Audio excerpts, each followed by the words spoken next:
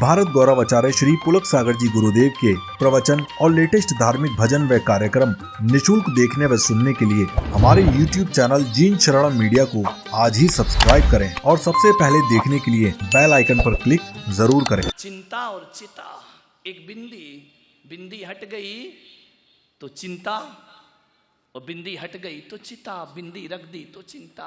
एक बार याद रखना, चिता तो मुर्दे को जलाती है लेकिन चिंता जीते जी आदमी को चिंता वो दीमक है जो धीरे धीरे धीरे धीरे हमारी जिंदगी को खा जाया करती है। चिंता मत करो मेरे यार, ध्यान रखना। चिंता क्यों करते हो? कल क्या होगा? अरे आज देख मेरे भाई, आज का आनंद ले, आज का सुख भोग। एक शेख सादी बहुत बड़ा सूफी फकीर हुआ, खुदा को धन्यवाद देते हुए रास्ते से गुजर रहा था। एक आदमी मिल गया, उसने कहा संत जी बड़े आनंदित हो? शेख सादी ने कहा क्यों आनंदित नहीं होऊंगा, बड़ी रहमत है खुदा की, ईश्वर का बड़ा रहम है मुझ पे, अल्लाह का बड़ा रहम है मुझ पे। बोले क्या रहम है तुझ पे? देख, तुझे उस अल्लाह ने जिसका तू रहम कहता है उसने एक पैर दिया है और हमें दो पैर दिए। तू लंगड़ा है, तेरा एक पैर नहीं है, बैसाखी पर चलता है। शेख सादी ने बैसाखियां फेंक कर झूमने लगा, नाचने लगा। वाह परवरदिगार तेरा बड़ा रहम है, वाह खुदा तेरा बड़ा रहम है। उस आदमी ने कहा पागल हो गया लंगड़े, तेरा एक पैर नहीं है। उसने कहा इसीलिए तो मैं आनंद में नाच रहा हूं, इसीलिए तो मैं खुश हो रहा हूं कि तू कितनी दया करता है मेरे परमात्मा। दुनिया में ऐसे भी लोग हैं जिनके दोनों पैर नहीं है, कम से कम तूने मुझे एक पैर तो प्रदान किया। दुनिया में ऐसे भी लोग हैं जिनके पास दोनों पैर नहीं होते, वो खड़े नहीं हो सकते, मैं खड़ा तो हूं ना। बड़ा रहम है परमात्मा का। एक गुलाब का पौधा देखकर एक सोच ये हो सकती है कि बाहरे भगवान को आप गालियां दे सकते हैं, भगवान को आप शब्द बोल सकते हैं, बाहरे भगवान तू कैसा रहम कर, बेरहमी है। 1000 कांटे एक फूल, गुलाब के पौधे को देखा, 1000 कांटे फूल एक ही दिया तूने। एक सोच ये है और एक सोच ये होती है वाह रे भगवान तू कितना ध्यान रखता है, 1000 कांटों में भी एक फूल खिला दिया करता है, जिंदगी को आनंद से भर दिया करता है। कांटे वही हैं, फूल वही। दृष्टि किस पर है? कांटों पर दृष्टि है तो भगवान बुरा लगेगा, फूलों पर दृष्टि है तो रहम मिलेगा। ध्यान रखिए, विचार, ये प्रकृति है, संसार की व्यवस्था है। इस संसार की व्यवस्था में फेर बदल करने का प्रयास मत करो। जैसा संसार है वैसा जीने का प्रयास करो, जिंदगी आनंद से भर जाएगी। एक आदमी चला जा रहा था गर्मी में, गर्मी के दिन थे, और थकान को दूर करने के लिए आम के पेड़ के नीचे लेट गया। जैसे ही लेटा, वृक्ष की तरफ नजर गई, छोटे छोटे आम लटक रहे थे। उसने कहा वाह रे भगवान तू भी कैसा खेल रचता है, इतने बड़े पेड़ में इतने छोटे आम और इतनी पतली बेल में इतना बड़ी लौकी, कद्दू, क्या भोपड़ा, पतली सी बेल, इतना बड़ा भोपड़ा, है ना, और मजबूत पेड़, इतने से फल।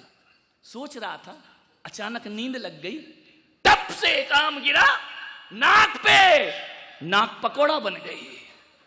उसने कहा भगवान तू जो भी करता है अच्छा करता है, इसमें भोपड़ा लटका देता तो मेरा तो थोबड़ा मिट जाता। ध्यान रखिए, कितना ध्यान रखता है भगवान कि बेल के नीचे कोई नहीं सोता, इसलिए बड़ा फल लटकाता है, और पेड़ के नीचे लोग विश्राम करते हैं इसलिए छोटा फल लटकाता। क्या कारीगरी है तेरी। ध्यान, सोच कितनी जल्दी बदलती है आदमी की। गिलास आधा भरा है, गिलास आधा खाली है, सोच है आपकी, ध्यान रखना।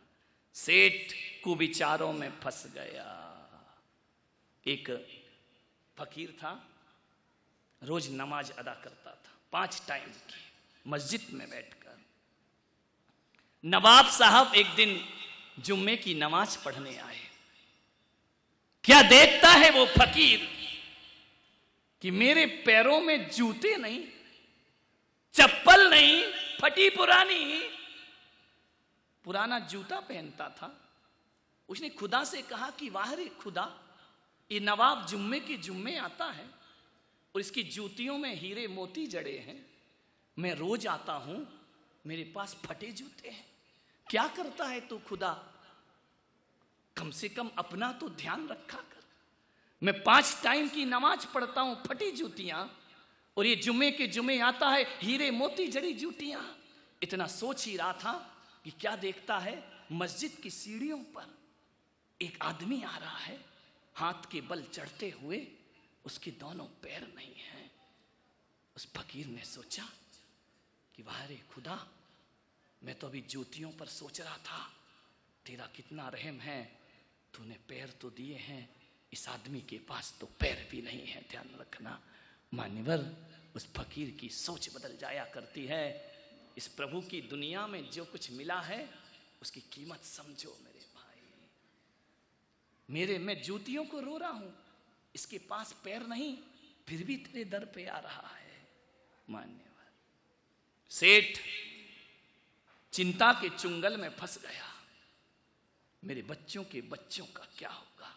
सूख के कांटा हो गया, दुबला पतला हो गया। न मंदिर में मन लगता, न घर में मन लगता, न परिवार में मन लगता।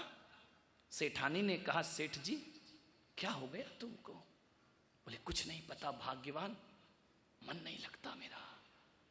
ऐसा क्या हो गया? कल तक तो बड़े आनंदित थे। बोले बस एक चिंता मुझे खाए जा रही है कि मेरे बच्चों के बच्चों का। सेठानी ने कहा छोड़ो ना, कर लेंगे वो, तू ज्यादा ज्ञान मत बांट मुझे। मेरे बच्चे और उनके बच्चे, मुझे कुछ करना था अपनी जिंदगी में। सेठ बहुत बीमार हो गया। एक दिन सेठ कहीं जा रहा था, रास्ते में उसका मित्र मिला। उसने कहा सेठ जी क्या हाल बना रखा है, कुछ लेते क्यों नहीं? बोले बहुत सी दवाइयां ली। कौन बोला? हमदर्द का टॉनिक सिंकारा। ध्यान रखिए। बोले कुछ लेते क्यों नहीं सेठ, ये क्या हाल बना लिया तुमने अपना? सेठ ने कहा बहुत टेस्ट कराए, ब्लड टेस्ट हुआ, रिपोर्ट नॉर्मल, यूरिन टेस्ट हुआ, रिपोर्ट नॉर्मल, सोनोग्राफी हो गई, रिपोर्ट नॉर्मल।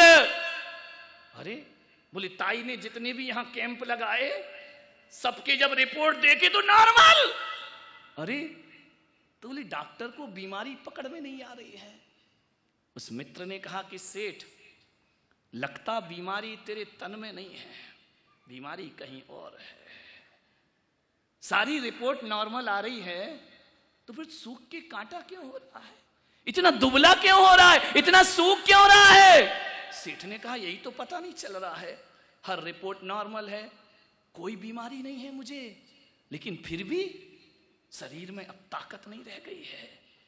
मालूम है उस सेठ से उस मित्र ने कहा अपने यहां एक महाराज आए हैं, उनके पास चला जा। अरे बोले पागल, दिमाग खराब, बड़े बड़े मेडिकल में जांच करा ली, सारी ले ली, एलोपैथी ले ली, आयुर्वेदिक ले ली, होम्योपैथी ले ली, कहीं फायदा नहीं हो रहा। वो महाराज क्या करेगा? बोले चले जाओ, अब सब जगह द्वार बंद हैं तो अब आखिरी द्वार तो हमारे ही मिलते हैं, मरता क्या नहीं करता। बोले चलो संत के पास। बोले देखो मैं साधु संतों पे विश्वास नहीं करता। उस मित्र ने कहा यार चले तो जाओ। अरे साधु कुछ देगा नहीं तो तुमसे कुछ लेगा भी नहीं, चले जाओ, हो सकता कुछ कर दे। ध्यान रखना संतों के पास समाधान ही नहीं है, समस्या की पूर्ति भी हुआ करती है। तू चला जा एक बार संत के पास। उसने कहा देखो महाराज आराज में कुछ नहीं, मैं भी आपसे कहता हूं पूना वालों, दिन भर मेरे पास आते हैं, महाराज कैंसर का इलाज कराने आए, आशीर्वाद दे दो। महाराज ने टीबी हो गया, आशीर्वाद दे दो। महाराज यहां बच्चा पढ़ने आया है, आशीर्वाद दे। दिन भर कस्टमर आते हैं, दिन भर आते हैं मेरे पास। वो कस्टमर है, मैं कष्ट से मरता हूं। तो अब मैं क्या करूं? बीमार हो तो भाई मैं कोई मेडिकल पढ़ा नहीं, मैं कोई डॉक्टर नहीं, मैं कर क्या सकता हूं? बोले नहीं महाराज आशीर्वाद दे दो। मैंने कहा आ जाइए, ये संत का दरबार है, यहां आशीर्वाद प्राप्त हुआ करता है। और एक बात ध्यान रखना, ना तो मेरे पास एलोपैथी है ना मेरे पास होम्योपैथी है, मेरे पास एक पैथी है जो अभी अभी चली है, ना मेरे पास फिजियोथेरेपी है, ना मेरे पास कोई जांच की मशीन है, ना एलोपैथी रखता हूं ना होम्योपैथी रखता हूं, मैं पुलक सागर केवल सिंपैथी रखता हूं। आओ तो इससे अपना इलाज, सिंपैथी है मेरे पास, बस और कुछ नहीं, सिंपैथी के अलावा कुछ नहीं। लेकिन कभी कभी जो काम एलोपैथी और होम्योपैथी से नहीं होता वो काम सिंपैथी से बन जाया करता है मेरे भाई।